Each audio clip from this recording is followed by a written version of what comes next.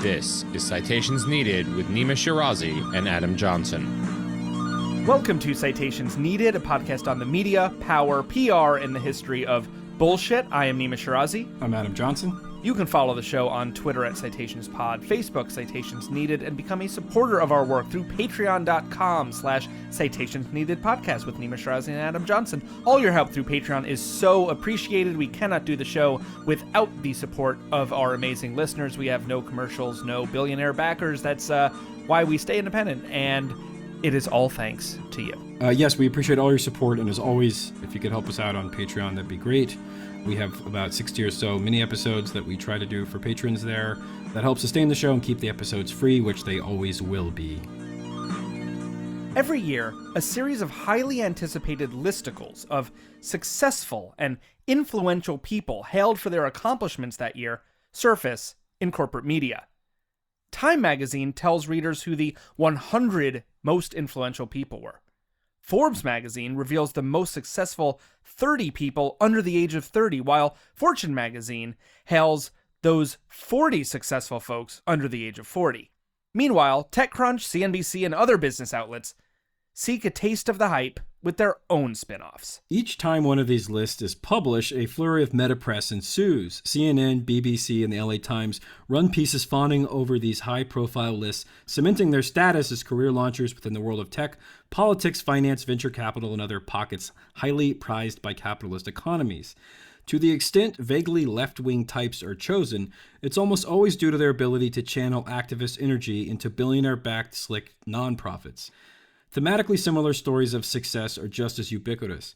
Headlines such as Business Insider's What 31 Highly Successful People Are Doing at Age 25, to Oprah Magazine's 20 Things Everyone Should Master by the Age of 40, all create a ticking time bomb notion of achievement and success operating under a very specific capitalist framework of human worth. But why are these outlets entrusted with determining whose success or influence matters? How do these concepts punish, or at least disappear, the poor, disabled, and people of color who don't have the institutional resources to achieve capitalist success at such young ages? And above all, how does American media's constant fetishization of youth and accomplishment create psychological wear and tear for the 99% of the population who cannot or don't want to meet this definition of success by their 30s? Or even 40s. On today's show, we'll analyze the way in which corporate media's narratives of success peddle neoliberalism and Western nationalism, reinforce unrealistic expectations that degrade collective mental health, and center the interest of the white professional class. Later on the episode, we'll be joined by two guests. The first, Edward Angueso Jr., staff writer at Motherboard and co-host of the podcast This Machine Kills. A lot of these people are on the list in one way or another because they've been very in the public imagination or in conversations, but they're not actually in the public imagination of those conversations because of things that they're doing. And I think that can always be the critique that we return to. You pick people at random on this list, and you're almost certainly going to find someone who's gotten to where they are and stays where they are because of their ability to distract everyone from what their institution, what their system, what their organization, whether they're a politician, whether they're a company, whether there's a foundation, is doing to hurt people and is doing to prevent people from deciding their own lives and changing things for their own benefit. We'll also be joined by writer Sarah Jaffe, columnist at the Progressive and New Labor Forum. She's the co-host with Michelle Chen of Dissent Magazine's Belabored podcast and author of Necessary Trouble, Americans in Revolt. Her latest book is Work Won't Love You Back, which will be published next year. The converse of you too can do this is always, and if you don't, it must be something wrong with you. And it's obviously like a deeply ingrained part of capitalism, but it's particularly, I think, vicious in neoliberal capitalism. The last 40 or so years of this real go-go competitive, there is no alternative. You must work really hard in order to succeed. And if you don't succeed, not only do you not deserve to be on a 30 under 30 list, but you also don't deserve like health insurance and a place to live. This episode is a spiritual sequel. If you haven't listened to it, listen to it, of episode 109, entitled Self-Help Culture and the Rise of Corporate Happiness Monitoring, which is that it operates under a very specific milieu of ideology that says one's value in the world is dictated by their quote unquote success. Now, these lists can appear somewhat harmless, and to some extent they can be, but what we want to argue is that in the broader framework of this constant barrage of success narratives, they can start to take a toll both on labor solidarity and people's mental health. And we want to do what we usually do on the show, which is take something that seems harmless and talk about why it's actually kind of harmful. Yeah, because we like to be scoldy. We like to be scoldy killjoys and talk about why these bourgeois notions of achievement and success can actually be quite damaging and why we should problematize them and think about ways of deconstructing them and maybe perhaps, I don't know, build other ways of measuring human value than figuring out what one does by the age of 29 years and 364 days. Now, these lists, the 30 under 30, 40 under 40, are inarguably situated in like a decades-long notion of pursuing one's passion. You're not going to have like a daily grind worker who is 28 getting on the 30 under 30 list. It's all about these go-getters who just love what they're doing so much and had a concept of how they needed to change the world by 17 years old and have done everything to pursue their passion. Like, that's what drives these lists. It's what infuses all of the little bio blurbs about the influencers. And while there isn't an abundance of scholarly work on the history of the concept of pursuing one's passion and its use and exploitation in media and business, but it's thought to have developed in the mid-20th century, following the early 20th century rise of Taylorism. Now, Taylorism, named after a mechanical engineer, Frederick Winslow Taylor, and was a school of thought advocating for the application of scientific principles to workplace management, under the assumption that it would maximize labor efficiency, that workers, of course, be damned. Now, we discussed Taylorism in the episode Adam mentioned earlier, episode 109, Self-Help Culture and the Rise of Corporate Happiness Monitoring, because it is all about kind of bringing this scientific, evidence-based, data-driven science to labor management and corporate culture. By the mid-1940s and 50s, presumably to prevent exploited workers from organizing, HR departments and management in businesses began to at least pay lip service to the notion of job satisfaction for the employees. And according to Reimer Rigby, who wrote for The Telegraph, by the 1960s, quote, people loosened up and started to look for self-actualization. For many years, this spiritual quest was separate from actually making money. So you'd see selfish yuppies make a fortune, tire of Porsches, and head off to do something meaningful, like volunteer work in Africa, end quote. So this idea laid the groundwork for the more contemporary notions of success and fulfillment in one's career that would arise more consistently in the 80s and 90s. And the advent of the successful listicle is largely a product of trade magazines in the 80s seeking to promote their businesses and their executive. One of the first examples of these lists comes from 1984 when the Birmingham Business Journal released its top 40 under 40 business executives. Business rags like Crain's New York followed in 1988 with its own 40 under 40 list, which the outlet calls, quote, an annual list of the most accomplished New York City-based business professionals under the age of 40. Fortune magazine's 40 under 40 was the first to enter the game. Yeah, there's a real sort of yuppie, like yuppification, the almost secret of my successification of how, business and accomplishment is discussed in corporate media. And I think that's what's, so many of these lists have, are full of like Brantley Foster, Carlton Whitfield types. If you don't know the reference, please go watch Secret of My Success. I love it. I used to watch it a lot when I was growing up. Anyway, but this like go-getter whiz kid who comes in, has all these newfangled ideas, and just by sheer will and passion for corporate America is able to accomplish, achieve, and what else? Make a lot of money. Well, yeah, so here's the deal. These lists have their pedigree entirely in business literature and business magazines. I mean, the prominent lists are in Forbes and Fortune. Yeah. I mean, Steve Forbes is a billionaire, started Forbes magazine, it was a business magazine. Fortune magazine most infamously wrote a glowing profile of Mussolini's Italy in 1934. I mean, these are business rags.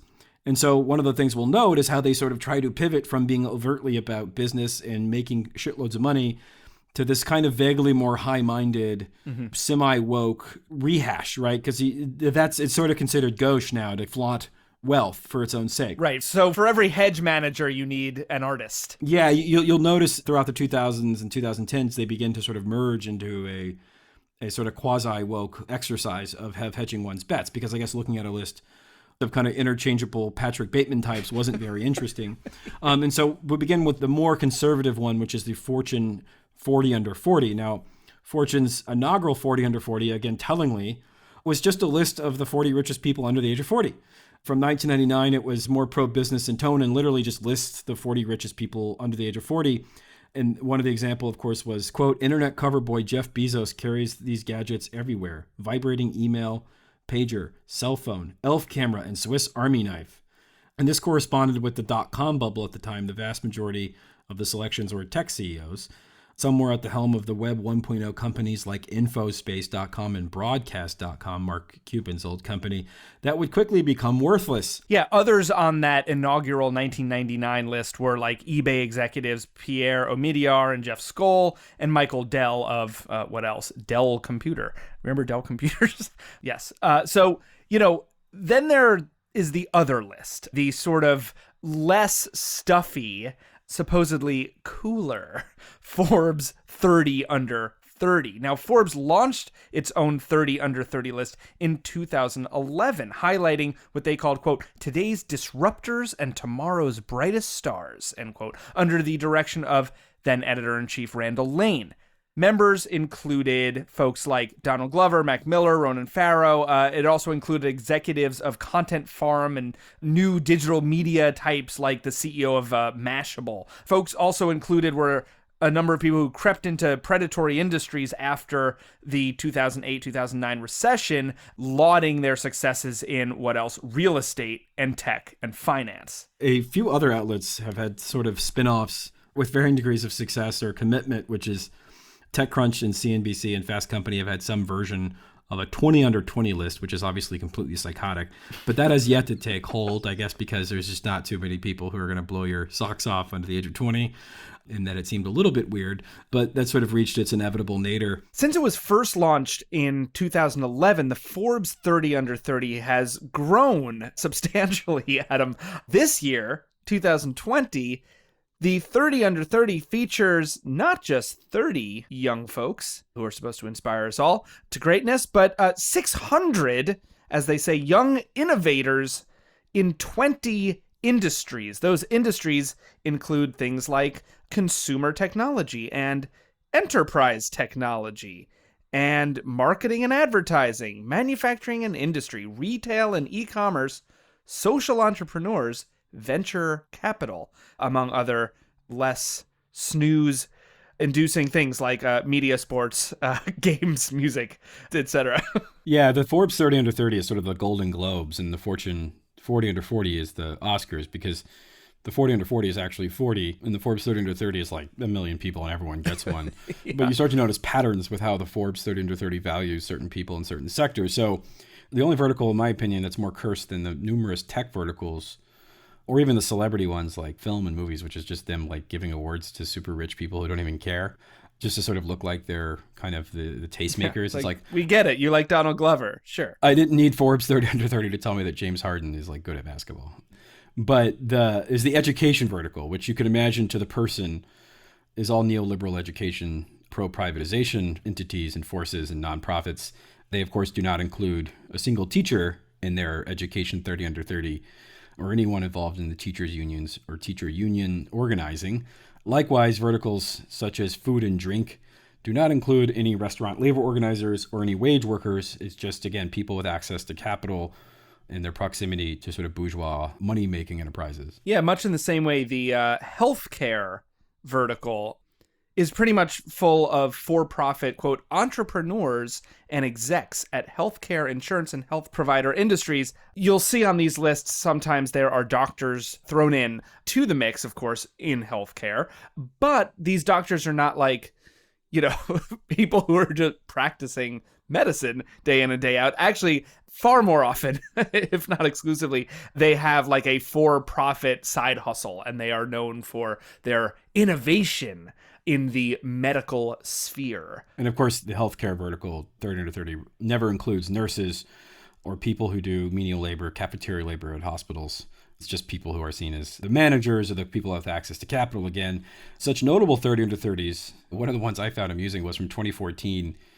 They included Megan Ellison, who's a film producer and daughter of Oracle founder and multi-billionaire Larry Ellison. And in their little bio, they wrote, quote, "Power producer Megan Ellison, 27, developed a blockbuster portfolio of 2013 films, including American Hustle and Her, both Academy Award favorites this year. These two films have made some $83 million to date, in addition to over $130 million for her 2012 Oscar-nominated Zero Dark 30. So she made some good CIA propaganda. Worth noting that her father, also co-founded Oracle, was also very close with the CIA. But like her dad's a multi-billionaire. Why is this person on a list? Yeah, not mentioned is that her production company is floated largely by her father. In fact, her father just bailed her out because her company was not doing well, went under. Another one that we really liked was in 2016, Emmanuel Macron was featured on the Forbes 40 under 40 list. This was before he then became the president of France. And his entry on this list, Macron's entry, really does kind of exemplify, it typifies the ethos of these lists in general. The youth, the attractiveness, the vacuity, the always capitalistic, and the oftentimes slick and smooth, which gets you onto this innovator list. And the blurb featured about Macron is something that I would very much like to read in full. And it is this. This is back from 2016 when Macron was 38 years young and thus eligible for the 40 under 40. Here we go. Quote, "The boyish maverick sparked outrage by challenging France's ruling socialist government to ditch cherished welfare state orthodoxies and embrace wealth creation. He stepped down in August, fueling speculation that he's running for president. Tens of thousands have already joined his new movement, En Marche. There are doubters aplenty, but Macron is accustomed to breaking the mold. He married his high school teacher, who was 20 years his senior, then made a fortune as a Rothschild banker." End quote. I love the idea that being a banker and making a fortune is breaking the mold. And marrying your high school teacher. Well, I guess that is, but in a way that's the not. fact that they start out by praising him, he is mostly praiseworthy by Fortune magazine, unsurprising, for being the French economy minister who challenged, what else? The French socialist welfare state, right? Like, yeah. And he embraced something called wealth creation. Apparently they didn't have that in France earlier. Yeah, he's a rebel for helping the super wealthy. That's the most subversive thing you can do, apparently. Fortune is generally more right-wing or more sort of overtly capitalist, which I can kind of appreciate. They don't try to do the whole like faux woke thing. And Fortune magazine has had several sort of big-time grifters on their list. In 2014, they featured Adam Neumann, who had founded WeWork, before he drove it into the ground with his kind of cult-like Ponzi scheme, till eventually the company was bought by SoftBank for scraps. In 2013 and 2014, Uber CEO Travis Kalanick was featured. He, of course, later resigned due to a scandal involving widespread sexual harassment at the company. And Elizabeth Holmes of Theranos infamy was in the top 10 in 2014. She, of course, was later found guilty of multiple counts of fraud and now faces 20 years in federal prison. Now, obviously, Fortune can't totally predict who will sort of fall from grace, so we can't blame them for that. But it does sort of ask whether their journalistic resources should have been used to paint these hagiographies of already powerful people, or maybe they could have asked some basic questions about whether or not the companies that they were lauding were in fact totally on the up and up or worth supporting. Again, this is all boosterism, right? It's like go, go, rah, rah. Well, right, exactly. So it's like, what is the criteria for success? And so if you meet that criteria, you have done something by a certain age that gets you notice, that gets you wealth, that gets you power, that gets you on these lists. But what is not being interrogated is how you get to this place of power and privilege and wealth to be featured on here, of the influence that you are now wielding at that age. And so we see like that just isn't part of the calculation, right? It's like, if you can woo investors, you are going to be featured on this list. The Forbes 30 under 30 introduced the supposedly woke category of immigrants a couple years ago, where they listed like 30 to 30 immigrants. And of course, it's like a lot of them are just people who were already wealthy, but are second generation from wealthy families in Asia or Latin America, typically more white Latin Americans. I love that Forbes characterizes this list of immigrants as being, necessary to include because they, quote, bring a fresh outlook and work ethic to the U.S., end quote, as if that is not just an unbelievably gross way of categorizing people. Their new perspective, and they really do work hard, don't they? Another cursed element of the list is that they do these things where they have like infographics where they ask them questions. And they asked in the 30 under 30 Forbes list by the numbers, they asked how many hours a week you work, and the average was 66 hours per week. The assumption being is that if you work many, many hours, that's tethered to their success, that it's not that they just sit back and take daddy's money or whatever, but they're actually just really hardworking. The implication being is that if you work 40 hours or 35 hours, you're not doing enough. That's why you're not on this list. It's also probably bullshit. It's self-ID'd. I mean, who's gonna be like, I work like 20 hours a week. I go golfing. I go to One Oak and do coke. 66 hours a week includes like travel. Yeah, I don't know. That they're getting paid for. And then they asked them who their dream mentor was, and the most popular answers in order were Elon Musk, Bill Gates, Michelle Obama, Jeff Bezos, Richard Branson, and Barack Obama. So you have some real deep thinkers here. And then another infographic said 86% were optimistic about the U.S. economy. If I was rich, I too would be optimistic about the U.S. economy. Can I just note, that was this year's list. That was this year's list. 86% are optimistic about the U.S. economy. That was this year's list. And the number one mentor is the guy that has weekly Twitter meltdowns and went on Joe Rogan to talk about how much he loves weed.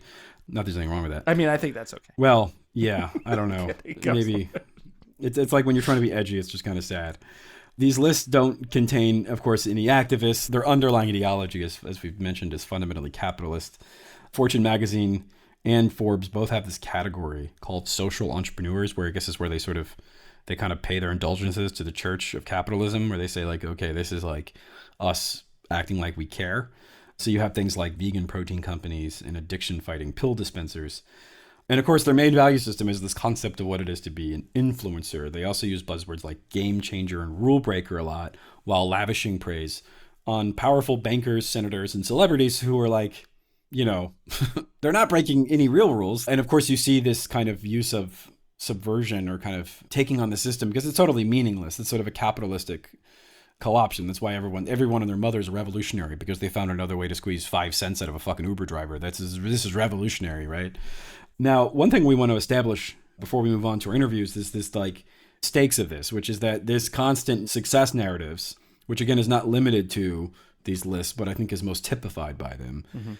They have a mental tax on people who read this kind of stuff, right? Yeah, this is not free of consequence in a way, like both health-wise and, of course, culturally. So, for instance, you have a report from the Robert Wood Johnson Foundation released in July 2018 that found that an environment defined by excessive pressure to excel, often found in affluent settings, can harm adolescent wellness. Other harmful environmental factors included poverty, racism, and trauma. So it's included on a list of those other factors. A 2019 report in the National Academies of Sciences determined that young people in quote-unquote high-achieving schools are at risk for mental health problems, as well as youth in foster care, recent immigrants, young people with incarcerated parents, and youth living in poverty. So these stresses of needing to excel, needing to achieve, needing to succeed are really deleterious to people's health and mental health. So lists prizing success and influence, especially in times of record unemployment and other now pandemic-related stressors, are really tone deaf, like maybe even more so than before, and far worse, psychologically dangerous. They reinforce a narrative that a certain level of wealth and renown must be achieved by a certain pretty arbitrary age, implying that anyone who doesn't attain this, in other words, the vast majority of humans, including those who do the actual labor that makes other people's success possible, that they are then failures. They have failed at the thing that they should always inevitably be striving toward. Now, there's been some pushback of late to this so-called burnout culture that quote-unquote millennials suffer, but it's worth noting that even the pushback still has a very limited and bourgeois framework. So you have BuzzFeed from January 2019, How Millennials Become a Burnout Generation. WBUR from January 2019, The Burnout Generation, Millennials and the Mindset of Working All the Time. BBC, February 2019, headline reads, How It Feels to Have Millennial Burnout. And then in December of 2019, Lonely, Burned Out, and Depressed, The State of Millennials' Mental Health entering the 2020s. And that was for Business Insider. So even concerns about burnout still center a kind of upwardly mobile middle class aesthetic. And as writer and former Citations Needed guest S.C. Smith has argued, the expectations placed upon those who appear in Forbes and Fortune magazine listicles are not at all universal. Smith wrote in relation to success narratives and millennial burnout, quote, "This dream is a specifically middle class one, though, and it speaks to a small group of people, those who always assumed that they would go to college, for example, and who undertook debt to do so, people who assumed that they would be rewarded with gainful employment as a rite of passage, because this too was something they were told. White people, non-disabled people, people who haven't been thrown out their homes or excluded from jobs because of their gender or sexual orientation, people who don't have financial obligations to family members that may have started as soon as they got old enough to work." And they would go on to say, quote, "This is a basic function of capitalism, walling off communities that should be able to find common ground before they have an opportunity to build coalitions and power.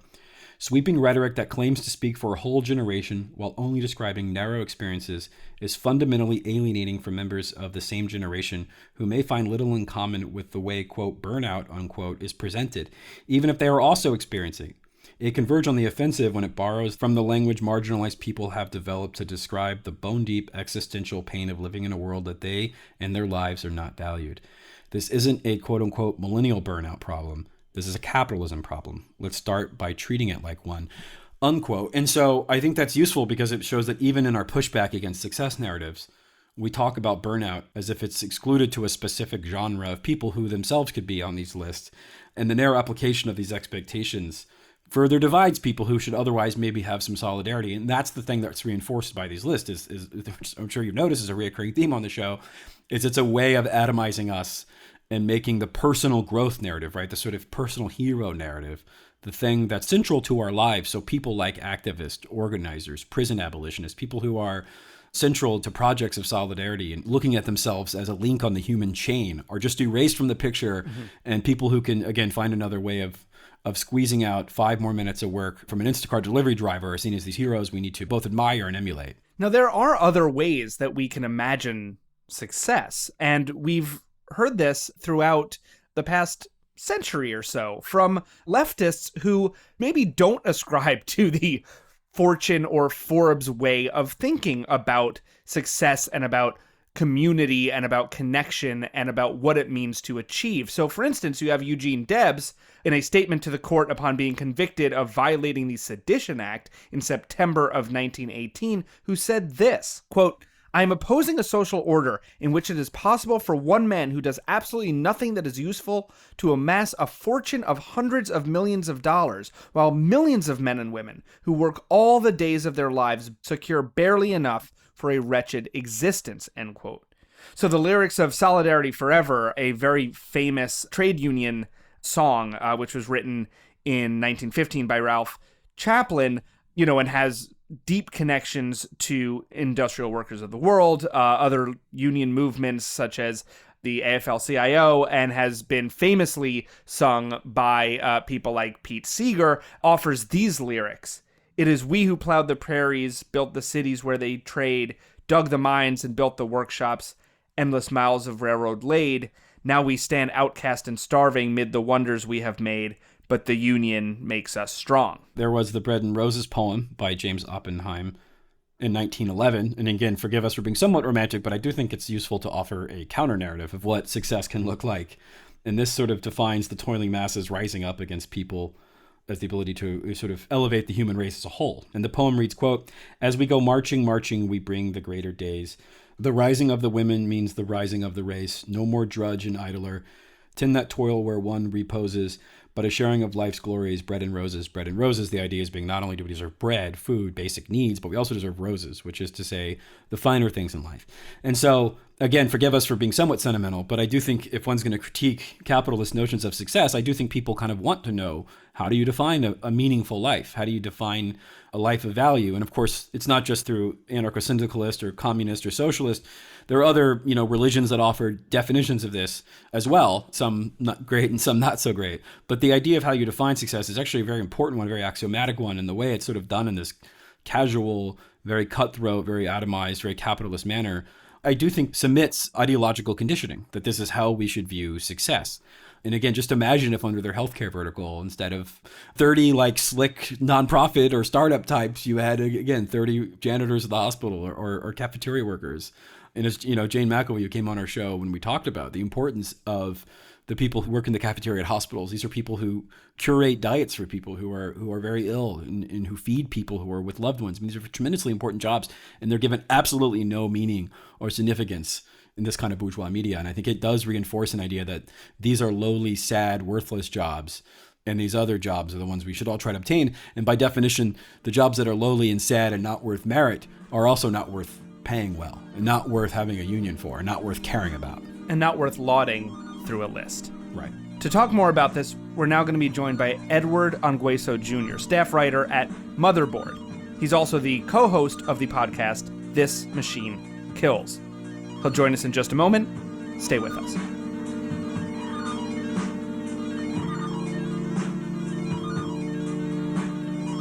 We are joined now by Edward Ongweso Jr. Edward, thank you so much for joining us today on Citations Needed. Hey, thanks for having me. So you are a very adamant connoisseur, or rather, I should say a Twitter critic or a critic in general, of the Forbes 30 under 30 and the Fortune's 40 under 40, which are sort of the media event of the season for a certain genre of upwardly mobile influencer types. Recently, you highlighted some of the major problems. I want to sort of begin by talking about some of the dubious selections from this year and what it says about the moral criteria for selection or lack thereof. Right. One of the easiest places, I think, to look is in tech. You know, a lot of the selections in the tech are most notably at gig economy companies, and they are highlighting people who have played a large role in business models that have eviscerated hundreds of thousands of people, or have had huge, legal problems or horrible financial disasters or massive PR crises as people to watch out for, because they are earning their salary over at these companies by helping them not sink, essentially. One big example, I think, is, one of the people on the list is Uber's Senior Vice President of Public Affairs and Marketing, Jill Hazelbacker. Her profile highlighted that, she helped with rapid growth, highly anticipated initial public offering.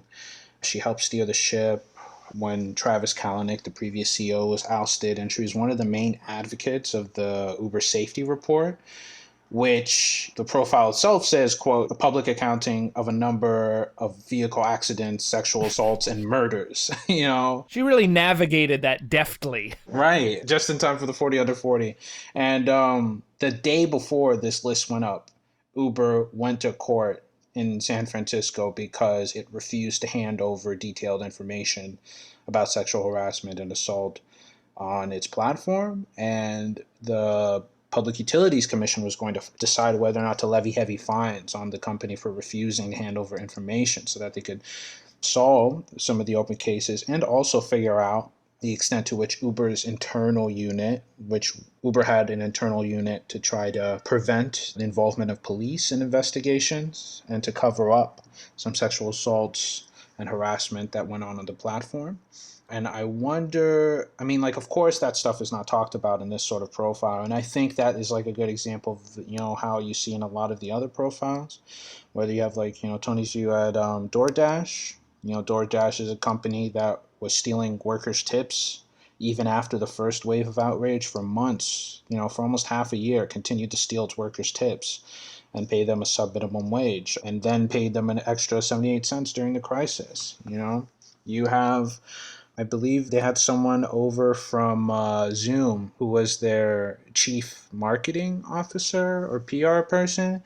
And, Zoom this year had a massive crisis about how, it lied about its encryption, right? And the thing they hailed her for was handling that crisis really well. And I think she had a quote we know the responsibility we have, which is why we lied and why we're,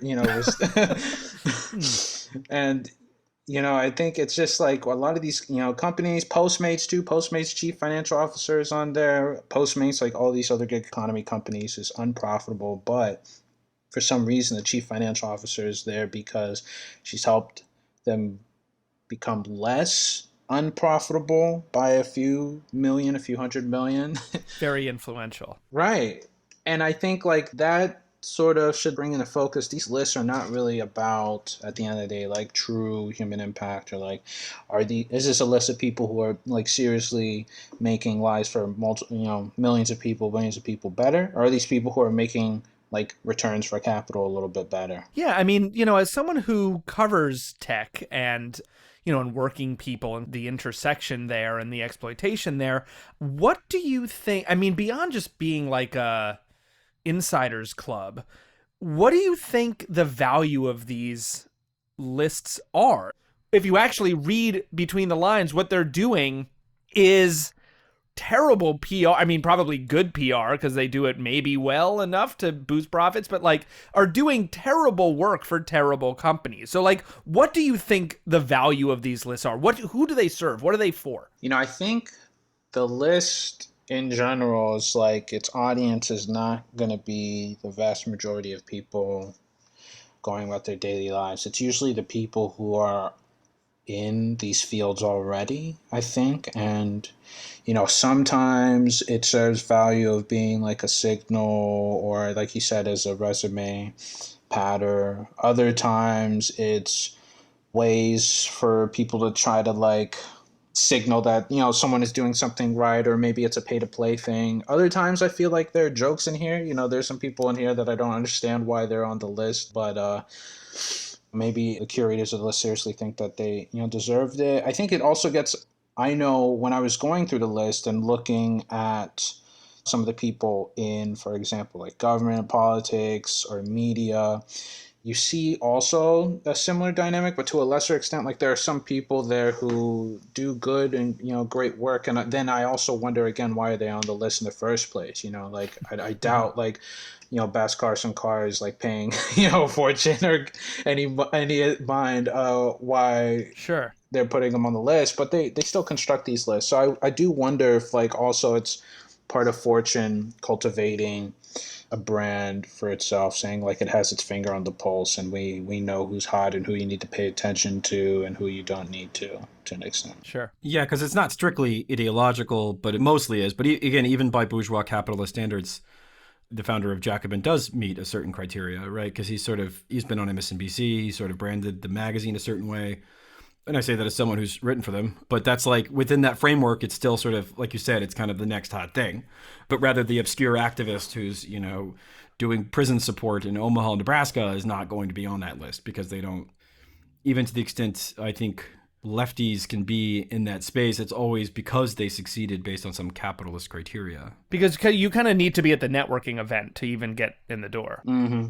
Their criteria is like impact, like for example, having Vicky Osterweil, whose book about looting I think is like important, and like it comes in the middle of like a discussion of people trying to talk about whether looting is defensible, right? Like if some list was really interested in like highlighting, like you said, lefties, then it would talk about that, but that probably didn't network into it. It's not a good look to uplift the idea of like destroying private property, in a system that's based on that. So I think, yeah, to a good extent also, like, it's a legitimation thing. And also, I do wonder with things like this, especially over time, how much some of them are cultivated with awareness of what will maybe spark outrage, or at least a little bit more like fervor discussion, putting in Dan Crenshaw, or putting in people from some of these companies, or financial firms, whatnot, is both a signal to their people that nothing is out of normal, everything's still in place, and then to other people the chance to get angry and agitated and talk about it. Yeah, there is this move to almost like both sides the list Right. at times, Mm-hmm. right? Just so that no one is going to accuse the editors of the list or those who compile it of bias. It just shows the, I don't know, like silliness of it all in a way. Right. Now, some people listening may say that we're just jealous we're not on the list, that we're a bunch of middling wannabes and has-beens. Now, for me personally, this is obviously 100% true. I am petty and covetous by nature. But Nima's too old, and obviously you don't care. I don't really care. It's a joke, sort of. I don't know. Do I care? No, I don't care.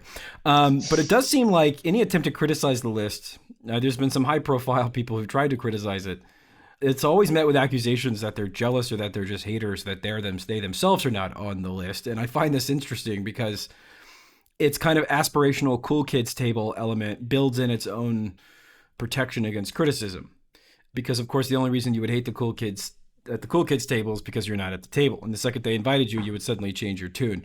I want to talk about the kind of professional jealousy aspect of it and how, in a weird way, it's like, these lists come out all the time. People are just like, oh, this is so cool. And it's seen as this sort of per se good thing. I guess I'm curious, like, as a critic of it, is this a criticism you get? And what are ways we can sort of break down that built-in indemnification? I have heard that complaint that just being too bitter or critical. And, like I am very critical of a lot of things, but like I think that, again, like if we want to have a list, of 40 people under 40, right? I think that it should definitely be people who are making like a really substantive and positive impact on the world, right? And you go through the list, and a lot of the people here, or there's an overrepresentation of people who are not doing that at all. How does being like a executive at Uber make the world a better place? How does being an executive at Goldman Sachs make the world a better place? How does being like the head of investment at SoftBank make the world a better place? A lot of these people are on the list in one way or another because they've been very in the public imagination or in conversations, but they're not actually in the public imagination of those conversations because of things that they're doing. And I think that can always be the critique that we return to. You pick people at random on this list, and you're almost certainly going to find someone who's gotten to where they are and stays where they are because of their ability to distract everyone from what their institution, what their system, what their organization, whether they're a politician, whether they're a company, whether there's a foundation, is doing to hurt people and is doing to prevent people from deciding their own lives and changing things for their own benefit. There is this element of self-fulfillment, right, in these lists. Like, they're influential because they're said to be influential, and they're on a list that says they're influential. Now, to almost take like a devil's advocate position here, these lists, for the editors who put them together, say, look, this isn't about who's doing good. It's just about who's powerful and who is up and coming. And hey, we're agnostic about whether the work they do is good or not. It's just that they're powerful. Now, I think that is clearly, like, there's clearly ideology behind it because there are blurbs about the people, and what they say about the people is part of this marketing pitch. And so what would your response be to the notion that, hey, this is just a snapshot of a moment in time, and these people are influential. It's not about good or bad. They're influential and they're powerful, and we're just calling them out for being so. I mean, I feel like you gotta reach for your wallet, whenever someone starts telling you that, like, you gotta respect someone because they're influential, like the reason why most people in our society, in our systems, have power or influence is usually at like the expense of other people, right? Especially when you're in a tech company, especially when you're in financial services, especially if you're in a healthcare firm, like especially if you're in government, and to an extent if you're in the media or the culture industry, like just because someone is influential is not a virtue in of itself, and more often than not, that's a reason to be critical and give them a closer examination, to ask why they accumulated a power, how did they accumulate it, and whose benefit does it work, or who is defending their right to be influential, or what are they doing with their influence, Like, it's not just some neutral attribute, which I think sometimes some people talk about it as if, like, if you're a celebrity or if you're a powerful or rich person, it's just like this aura around you and like it does nothing. But like, it's a real thing in the world that comes after decisions are made and after certain arrangements are made, or the result of things and actions that you do, right, and relationships that you have. Yeah, for the most part. Again, they'll throw in a token sort of nonprofit-y type. I want to talk a bit about the list's relationship with race. They historically, especially the Fortune list, was criticized for being too white, which was obviously true. Recently, they've attempted to kind of run up the score by jamming a bunch of African Americans in the acting categories and nonprofit categories, which are industries that don't historically require a lot of generational wealth or connections, right? Which is how you can sort of, founding a tech startup usually requires, $50,000, $100,000, $200,000 in seed money, which usually comes from friends and family. Now, I want to talk about these kind of attempts to sort of band-aid over the big elephant in the room, which is the big criticism that we have and others have had, which is that these lists are for the most part proxies for intergenerational wealth. They're proxies for, which of course lends itself to being white, not always, but generally does. And to the extent you are a minority, there's usually a focus on the elites of certain foreign countries, which they sort of fetishize as immigrants. I want to talk about the way these lists they sort of get around the obvious fact that they're proxies for wealth, because especially 30 under 30, which is kind of ridiculous, right? Yeah. Like you have to have a pretty good head start to be like, again, be the startup founder, raise all this venture capital, et cetera, Goldman Sachs under the age of 30. To what extent is it even possible to have a kind of semi-progressive or kind of semi-woke up and coming cool kids list at all? I think that the logic may make sense that the more black and brown faces, the more women there are, the more queer or otherwise non-represented groups there are in these lists, the more, maybe our society is changing. But as you say, on the one hand, a lot of that representation ends up coming in like these on the parts of the list that lend themselves to saying like, hey, there's not a lot of intergenerational wealth here. Like you can come in and make a name for yourself. You don't have to compete with like people who have trust funds or people who have legacies or head starts and all of this. But also at the same time, even if these lists were like as diverse as liberals might want them to be, that doesn't tell us anything about what the society is at large. Like, how do most people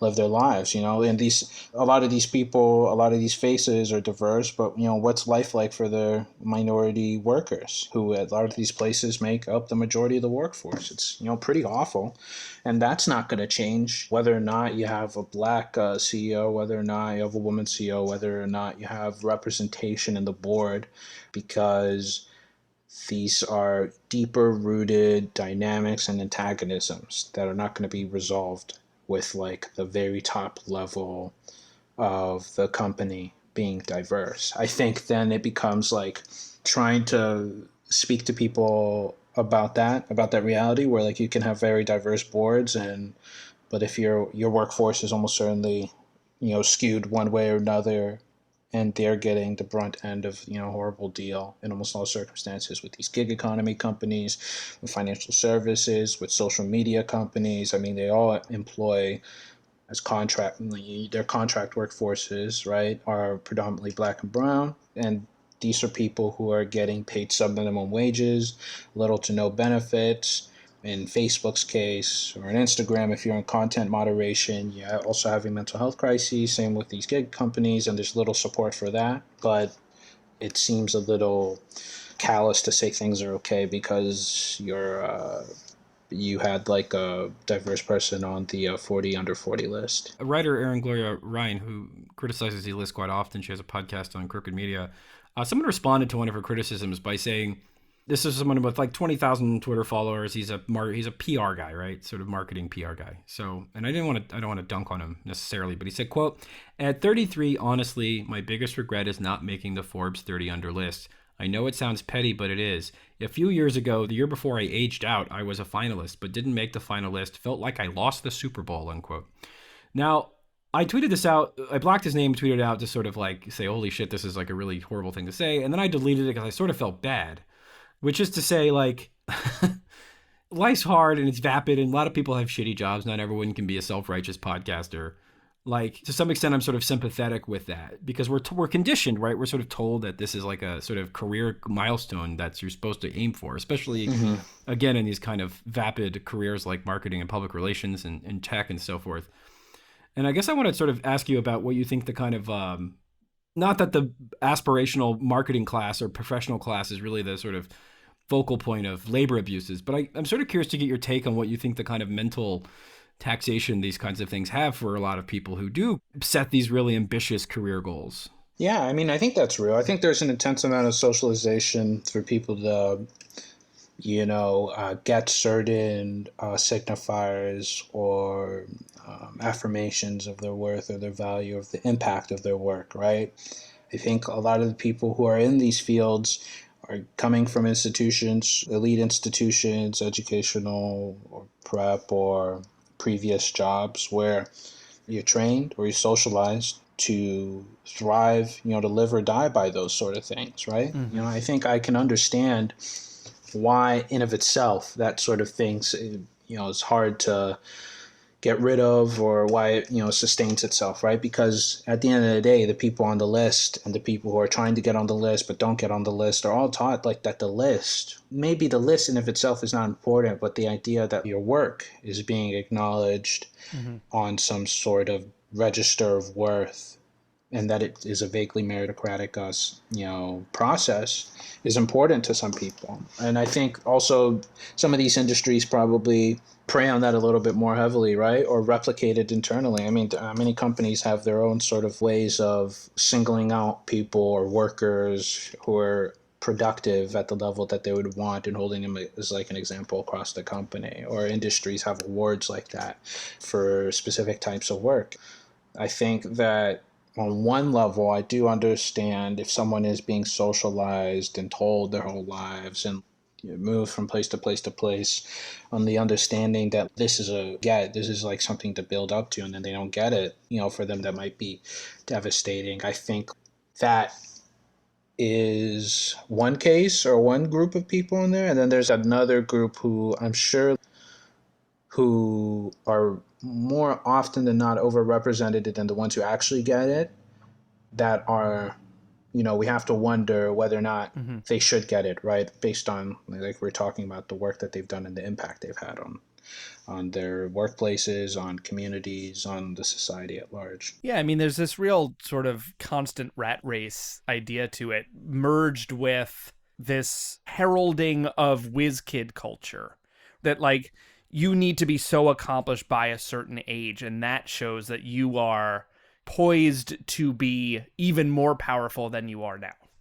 How much do you think this reflects acknowledgement and accolades within an industry, and how much is it if you can have good enough PR about what you're doing outside of your industry, then you get noticed for this? Do you know what I mean? Like when we're doing work in, tech, why can't we have Oscars for tech? Do you see this as being hailed as similar, or is this just an outsider's view?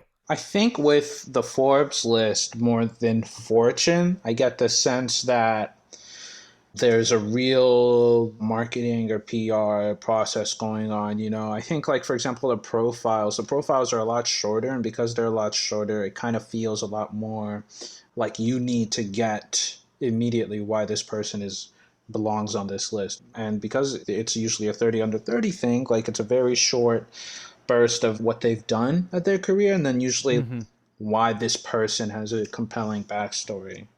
And that to me says more, we're marketing this person, or this person successfully marketed themselves to us.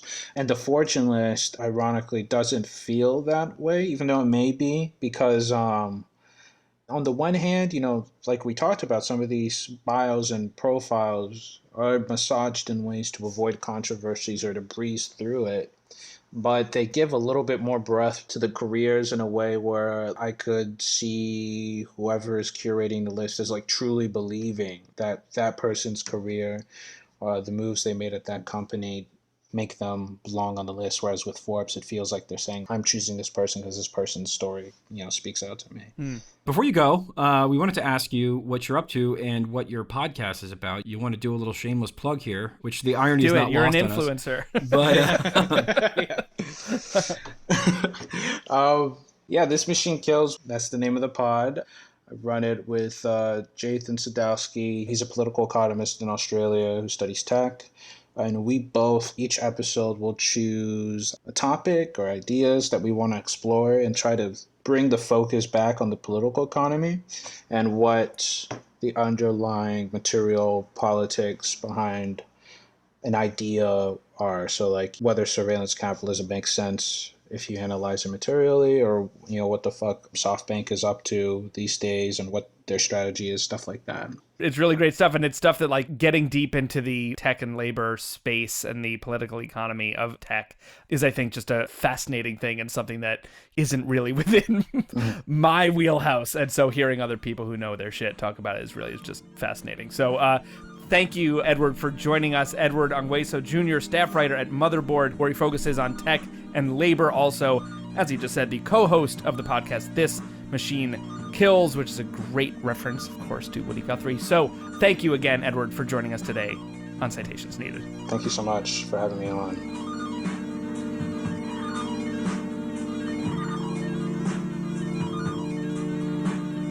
You know, in his world, it's a constant series of like head smashing into window moments. I mean, just the other day it was that new startup called Civil, VVL or something absurd. Of course. That's introducing the gig economy to evictions, that they basically pay precarious people to evict other people.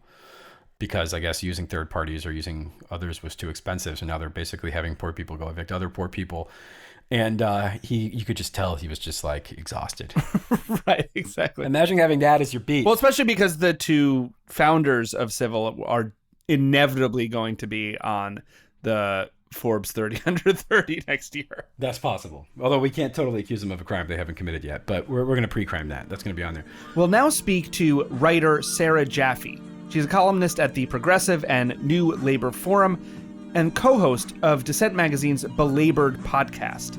Author of Necessary Trouble, Americans in Revolt, Sarah's latest book is Work Won't Love You Back, which will be published next year.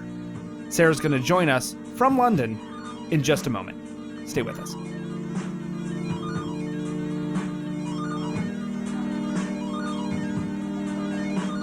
We are joined now by journalist and writer Sarah Jaffe. Sarah, it's so great to have you back on Citations Needed. Thank you. We spent the first half of the show talking about the ways in which career and success narratives, as embodied by the 30 under 30 and 40 under 40 and other kind of influencer list, they sort of erode notions of worker solidarity and reduce people's lives to their ability to hit career benchmarks, which sort of sound cool at cocktail parties, but don't necessarily translate into anything good for society. Yeah. Now, we're also curious, too, about the kind of mental wear and tear on workers with this broad cultural ethos, which I think is fair to say is very popular and very sort of common.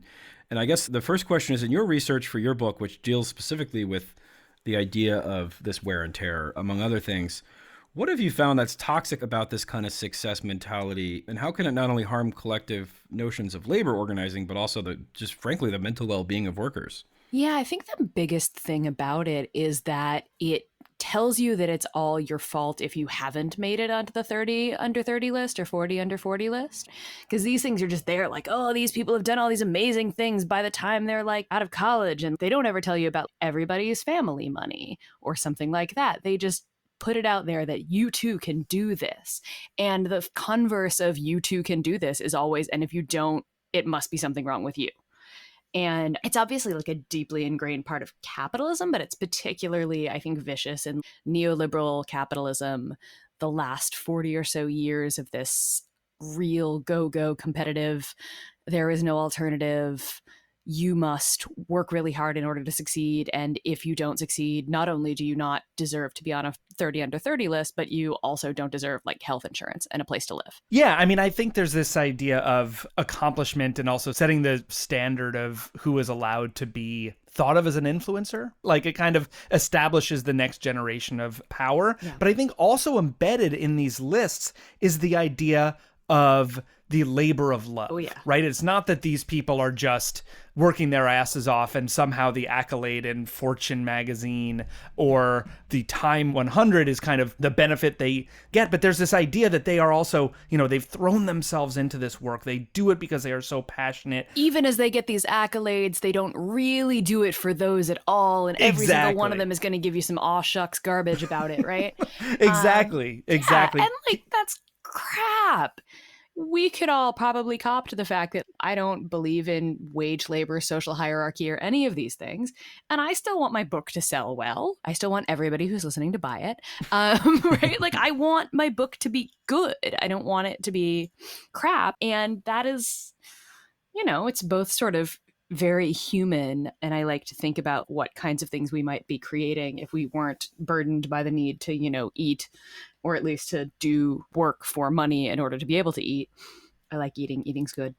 The way that these things specifically, they tell you, right, what are the parameters of what is good work? What are the parameters of work you should enjoy and be proud of?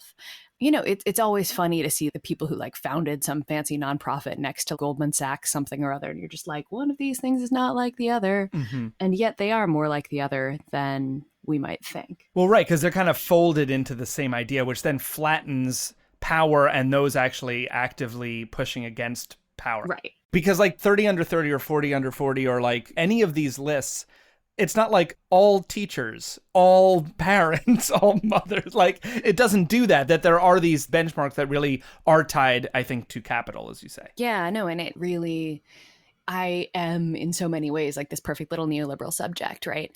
I like being a freelancer. I like writing books, curled up in my little hole of an apartment and writing and screaming at the walls and tearing my hair out and then writing more. But I also like the part of my job where I get to go out and talk to people who are doing interesting things. And those people are often the kind of people that most people don't talk to. And so I think that there's something human about wanting to sort of do things that are exciting and great. And one of the things that's really depressing about the way the world we live in works is actually that most people never get to do those things. Most people who are doing a lousy job for a living. A friend of mine was just tagging me in an article about how many bartenders at Wetherspoons, which is a terrible, cheap pub chain owned by a horrible human being here in the UK, had tested positive for COVID. And you just think like, right, like how many people are doing these essential or non-essential jobs that there are so many things they could actually do that would be kind of amazing.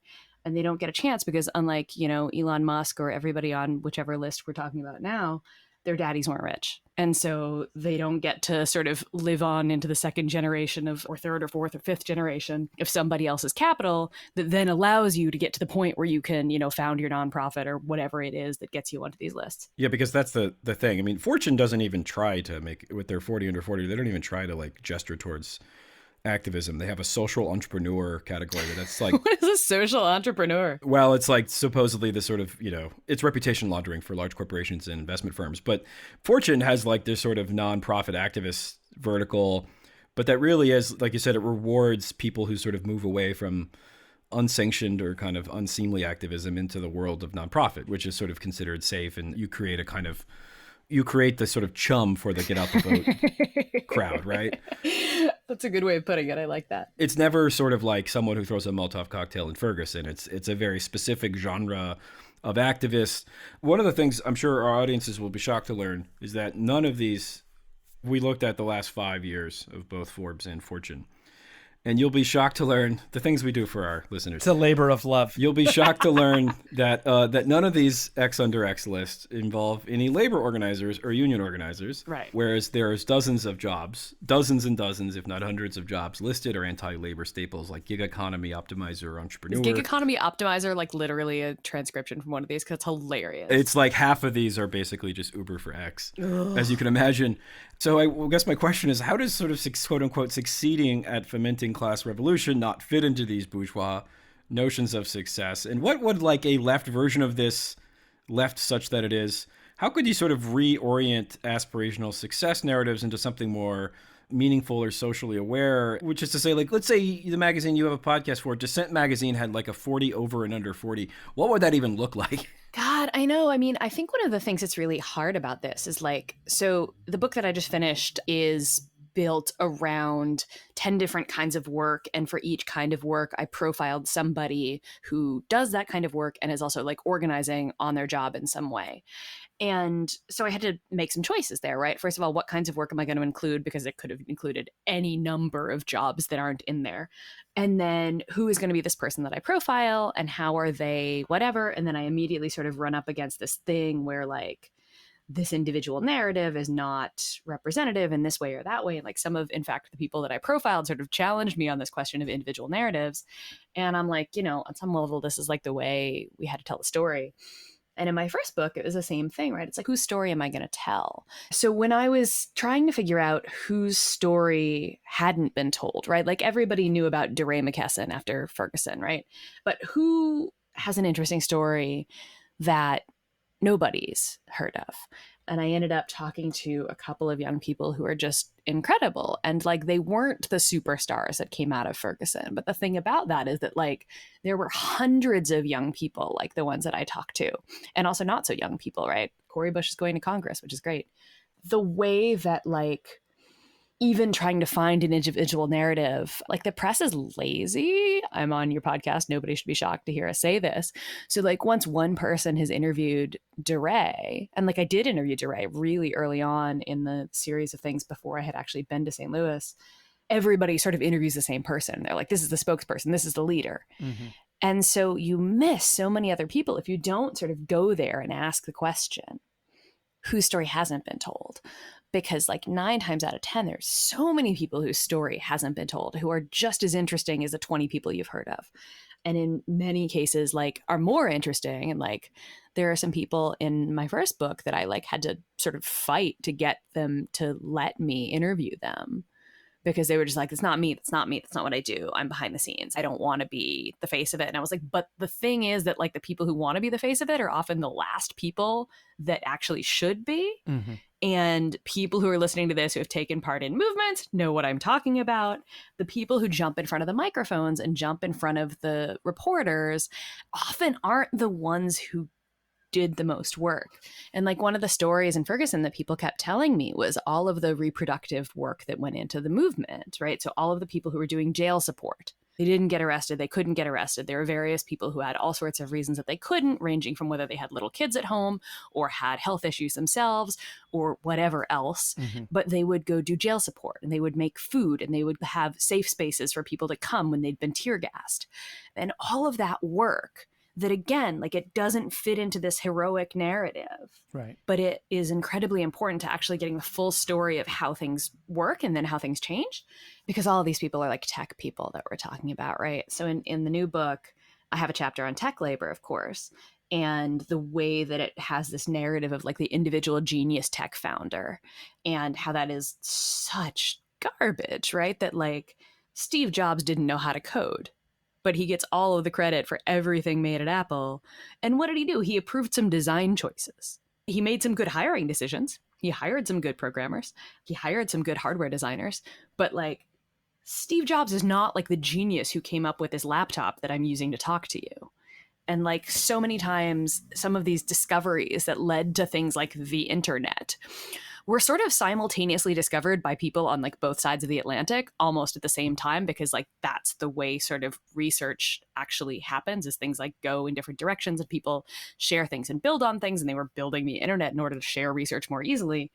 And so all of these hero narratives are almost entirely wrong just for like how things actually get done and how things actually happen. Well, because it purposefully elevates the individual over the infrastructure. Right, exactly. And so you then are able to build it would be a pretty boring editorial decision to be like, oh, we have to talk about actually everyone who did things, right? And so right. you need to, so it is, as you say, like there's this hero narrative, and as a result, so much of the labor, all of the labor, is completely omitted, and you have this singular person that gets to have their headshot and their little brief bio put on these lists. Right. You have been talking about your book, Work Won't Love You Back. What did you find maybe that was most surprising? I think a lot of these lists are almost obvious in a way. What did you find when you actually talked to workers? Did you find surprising that maybe you weren't expecting to learn and that we can find in this book? Ooh, I mean, that's such an interesting question, right? I had a lot of things that I knew from sort of the first half of the book. So the first half of the book is focused around reproductive labor. And then the second half is focused on sort of creative labor, or at least things that we are told are creative labor. And I hadn't spent as much time on that stuff. So I did a lot of reading and talking to people, particularly around art, like the fine art world, it's the weirdest thing because everybody just calls like the art world. If you call it like the art industry, people would look at you like you had 3 heads, but the art world is what it's called. And, I learned so much about just like how big, fancy, big name artists' work is made. That like Jeff Koons literally has a thing called The Factory in New York, where he employs a whole bunch of people who once tried to unionize, and then a bunch of them got fired because of course he does, because like he makes like big giant weird looking sculptures. Like somebody had to make those, right? They weren't just made by him in his lone studio painting. And so this whole sort of mystified type of labor, it was so fascinating to me. And the people that I talked to that like were in the art industry, I will say it, they were kind of like, how does nobody know this stuff? And I was like, well, I don't know. Like, I don't know how Jeff Koons makes his stuff. How would I know that? And it's actually like really hard to find anything that's written about it, because a lot of people other than like Ben Davis, Marxist art critic extraordinaire, don't really care. And so I found that like just a really fascinating dive. And then the artist that I feature for that chapter is actually from Ireland. And I met her because she was giving a talk in Philadelphia. And I was immediately like, oh my God, she's amazing. Asked a friend to introduce us. And then she took me on a wonderful art tour of Ireland before the pandemic, in those days where you could like travel and spend the night at a stranger's house and like meet 5 of their other new friends the next day. Missed those days. And met all these people who were thinking about these ways that like power and privilege and labor work in the art industry, and how you actually, again, right, because it's a very similar thing at this point, where like to become an artist with a capital A, you have to go to the right school and you have to like have somebody sort of certify that your art is art, and that usually by somebody being willing to sell it in their gallery and people being willing to buy it from that gallery. That's what makes it art, which is really weird when you think about it, right? Mm-hmm, mm-hmm. Like this again, this sort of creative impulse that I think most people have or would have if they had time to breathe in between, you know, their 3 jobs. It's been so thoroughly commodified that like even the way we sort of imagine something becoming art is for it to have a price tag. Yeah, and it's, again, there's so many, 99% of the world, I mean 98.5% of the United States never has a chance to like get into a position to be praised for their alleged precociousness. Right. And in some places they're criminalized for it, right? Like New York City, my favorite thing in New York City is subway breakdancers. And yeah, if the cops catch them, they go to jail. But it's always a good day for me when I run into subway breakdancers. Showtime. Well, thank you, Sarah, for joining us. Sarah Jaffe, journalist, author, columnist at the Progressive and New Labor Forum. Her work has been featured in so many publications, including The New York Times, The Nation, The Guardian, The Washington Post, The Atlantic, New Republic. She's the co-host with Michelle Chen of Dissent Magazine's Belabored podcast, the author of Necessary Trouble, Americans in Revolt, and of course, the author of the new book, which comes out next year, Work Won't Love You Back. You can pre-order it now. Pre-order it now. Sarah, thank you so much again for joining us on Citations Needed. Thank you.